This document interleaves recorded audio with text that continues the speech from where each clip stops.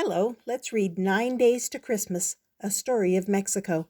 And notice this has a Caldecott medal, which means it won an award for its pictures. 9 Days to Christmas. Christmas was coming. Ceci knew, for all the children were talking about it. Then one day she heard her mother and aunts making plans for the posadas, the special Christmas parties. Each night, for 9 nights before Christmas, there would be a posada, and each night at a different house. "Let us have the first one at our house," her mother said. "For now that Ceci is old enough to go to kindergarten, I think she is old enough to stay up for the posadas, and old enough to have one of her own." Ceci hardly could believe it, that she was going to have a posada. "And will I have a piñata?" she asked. She was thinking of all the wonderful piñatas that hung outside the factory where they were made. She knew that piñatas were only paper with clay pots inside, but they all seemed alive. "Who ever heard of a posada with no piñata?" Aunt Matilda laughed, giving a twitch to one of Ceci's tiny braids. "But will I have one?" Ceci asked her mother again. "You wait and see, Ceci," her mother said. "You wait and see." The next day, as on every other day, Ceci's big brother, Salazar, left her at the kindergarten gate on his way to school. And as on every other day, Ceci watered the flowers in the big garden and danced in a circle and painted pictures. But at noon, just before it was time for the children to run to the gate to see who was waiting for them, Ceci's teacher called her group together under the pepper tree and gave each child a pretty candy and said goodbye. For, unlike other days, today was the last day of school. "Hooray, hooray," said Salvador as he and Ceci walked home together. "No more school until February." Salvador was happy that school was over. Now he could play baseball with the other boys and watch television at his grandmother's and play his guitar. But Ceci was sad. She loved her kindergarten and didn't know what she could do at home while she waited for her Christmas posada. "How long will I have to wait?" she asked Salvador. "Wait for what?" he asked. "For my posada," said Ceci. "Till 9 days before Christmas," he said. 21 days. The next morning, before anyone else in the house was up, Ceci was out watching Maria, their servant, sweep the front sidewalk. "Is today the day of my posada?" she asked. "Not yet, Ceci," Maria laughed. "Not yet." Later, Ceci went with Maria down the street to where 2 old women were selling tortillas, corn flour pancakes. The women were slapping the dough between their hands and throwing the cakes on a sheet of hot iron to bake. Other servant girls were buying tortillas already made, but Maria just bought some dough. Maria knew how to slap the pancakes herself. As they came back past their corner, they stopped again, and Maria bought the morning newspaper for Ceci's father.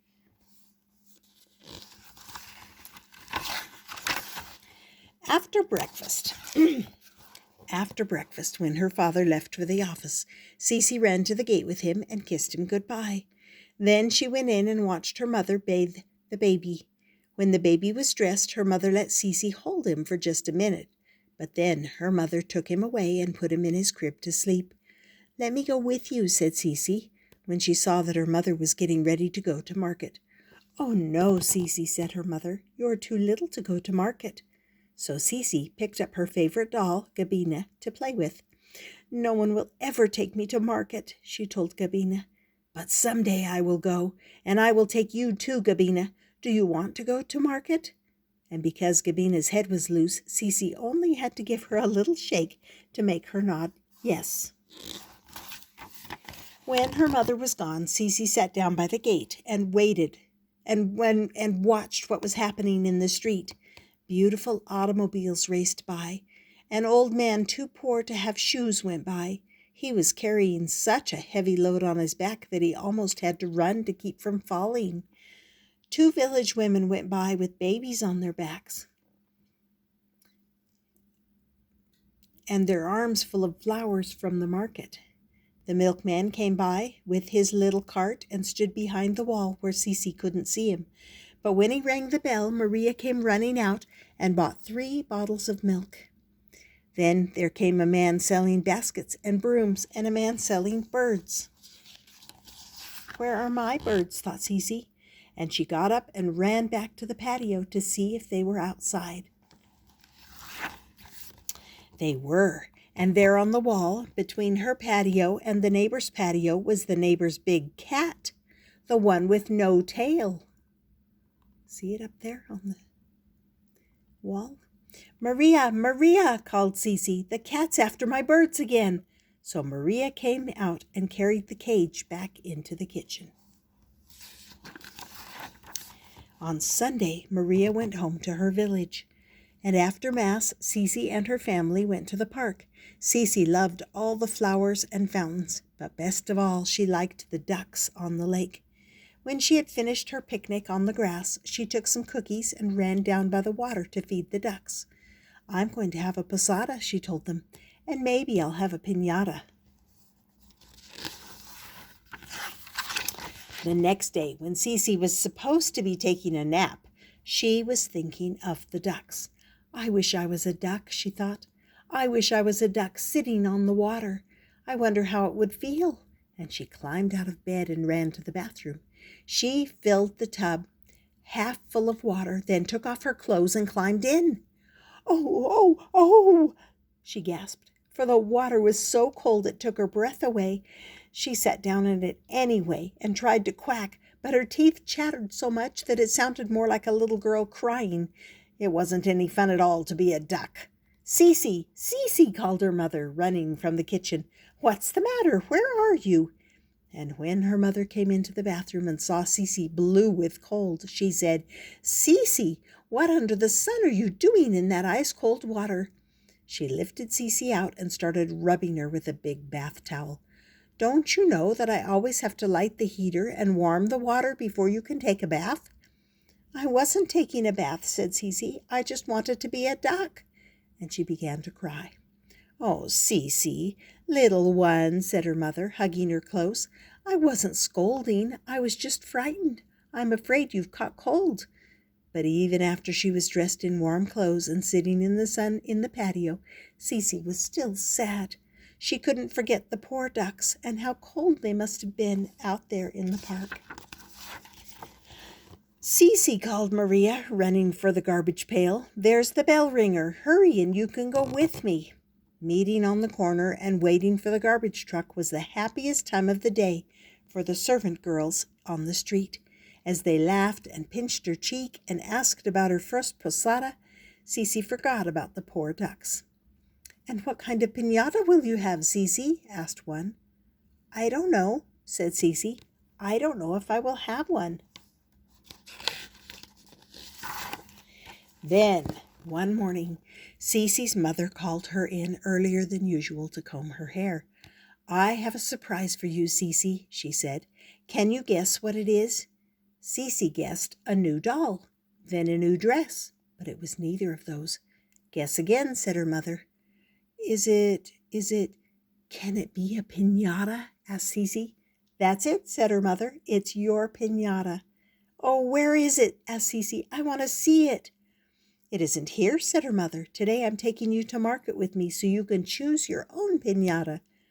Before her mother could finish braiding and tying the yarn in her hair, Ceci was pulling away. Then off she ran to tell Gabina. "I'm going to have a piñata, Gabina," she said, "and I'm going to market to choose it myself. I'll choose the most beautiful piñata in the world, and it will be yours too, Gabina. Do you want to go to market with me?" And without waiting for Gabina to nod yes, Ceci grabbed up her doll and a little shawl and ran back to the kitchen to wait for her mother. "Are we going to the big new supermarket?" Ceci asked her mother as they waited on the corner for the bus. "No, Ceci," said her mother.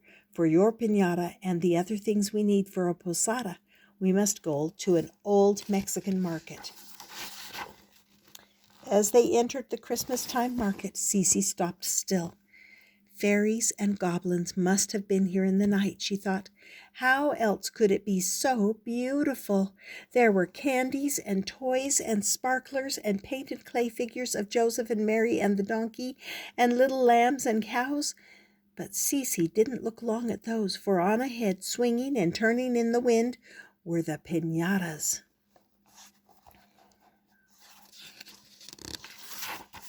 And since her mother had stopped to buy candles and other things, Ceci went on. Nearer and nearer the piñatas. There were hundreds of piñatas, enormous piñatas, big piñatas, and little piñatas. And as Ceci entered the world of the piñatas, they all came to life and greeted her. "Welcome, welcome, little girl," they said. "Do you want to know us better?" And they turned around this way and that so she could see them from all sides. "Why don't you hang your doll up here with us?" said a gay parrot. "That doll would enjoy dancing in the wind before she is broken." "Broken? Oh, no," said Ceci, holding Gabina closer. "This is a real doll. This is not a piñata." "What are you doing here, little girl, all by yourself?" asked a wise owl. "I am choosing one of you for my first posada," said Ceci. Now, when the other piñatas heard this, they all started calling to her, asking her to choose them, for wonderful things often happened to piñatas chosen by little girls for their first posadas. That was because the little girls loved them. "Take me," said one. "I am little and you can carry me better." "Take me," said an elephant. "I am big and can hold more fruit." "Bah, bah," said a lamb. "Take me. I am soft and white and have a nice bell you can keep for yourself when I am broken." Ceci didn't know which one to choose, so she went on. Suddenly she stopped, for there, up above the other piñatas, was a big, shining gold star. "Oh," said Ceci, "you're the most beautiful piñata in the world." But the star said nothing. It just kept shining and turning about for her to see. "Ceci," called her mother, "you've gone too far. Wait for me." Now when Ceci's mother came near, all the piñatas were hanging in silence again, and Ceci could hear the voices of many people selling and buying things for the Christmas posadas. "Which piñata do you want, Ceci?" asked her mother. "Have you decided?" Ceci looked back at the other piñatas. She loved them all, but she could only have one, so she pointed to the star. "Oh, what a beautiful one, Ceci," said her mother. "It's the star that showed the wise men where to find the baby Jesus." So they bought the big star and carried it home in a taxi. And the next day when Ceci woke up, she didn't have to ask. She knew it was the day she had been waiting for, the day of her posada. Early in the morning, her mother and Maria filled corn husks with sweet cornflour pudding mixed with raisins and packed them into kettles to steam. Then they colored fruit juice with bright red flowers from the market. Ceci was helping them fill little toys with candy when her father called from the patio that he and Salvador were almost ready for the piñata. Her father was holding the ladder, and Salvador was stretching ropes between two trees in the patio. So Maria got the piñata and hung it between two chairs in the kitchen, and Ceci filled it all by herself. She put in big juicy oranges and tiny sweet lemons and peanuts and candies wrapped in pretty papers and red and white sugar canes. Then she went and watched while her father and Salvador tied the filled piñata to the rope in the patio and pulled it way up into the air. "Look, Ceci," said Salvador, pulling on the end of the rope that hung down by the jacaranda tree. "This is the way we will pull your piñata up and down to fool the children when they are blindfolded and trying to hit it." "But I don't want them to hit it," said Ceci. "I don't want anyone to break my piñata." "What kind of posada would it be if no one breaks the piñata?" Salvador laughed. "Piñatas are made to be broken." Soon after dark, when all the guests had arrived, Ceci, who had dressed up in her village costume because she liked that better than her other clothes, and her cousin Manuel led the procession, which starts every posada. Carrying Joseph and Mary and the donkey, they walked slowly around the patio, and everyone else followed with lighted candles, singing the song of the holy pilgrims. Soon they came to a closed door at the side of the house, and Ceci went up and knocked. At first the people behind the door sang back, "No, there's no room in the inn." But in the end the door was opened, and everyone sang, "Come in, holy pilgrims." So Ceci and Manuel went in and left Joseph and Mary and the donkey on a table. Then they ran back out to the patio. Now the other children started shouting and singing, "Go on, Ceci, don't delay. Bring the toys of candy on a tray." So Ceci and her mother and Maria passed the big trays and gave everyone a toy filled with candy. Ceci's piñata in the middle of the patio shone like a real star over their heads as the children ran from one side to the other, shooting firecrackers and waving sparklers. "I don't want gold," they began to sing. "I don't want silver. What I want is to break the piñata." So Salvador brought out a long club and a big handkerchief and asked Aunt Mathilde and Uncle Pepe to blindfold the children and whirl them around while he held the rope by the tree to pull the piñata up and down. Then there was great excitement, for everyone wanted to be first to try to break the piñata. The small children just hit the air and made everyone laugh, but the older ones started hitting the piñata. "Blindfold Ceci," called Manuel. "You try, Ceci, it's fun." But Ceci wouldn't try or watch. She went and stood behind the tree near Salvador. "Don't let them hit it," she said. "Don't let them break my piñata." But Salvador, laughing with the others, paid no attention to her. Suddenly there was a crash. Then came shouting and the sound of children scrambling over one another as they tried to grab the good things that were rolling around on the ground. "They've broken it," thought Ceci, but she didn't move or look. She just stood there, listening. And as she listened, she heard a voice up in the branches whispering, "Ceci, Ceci."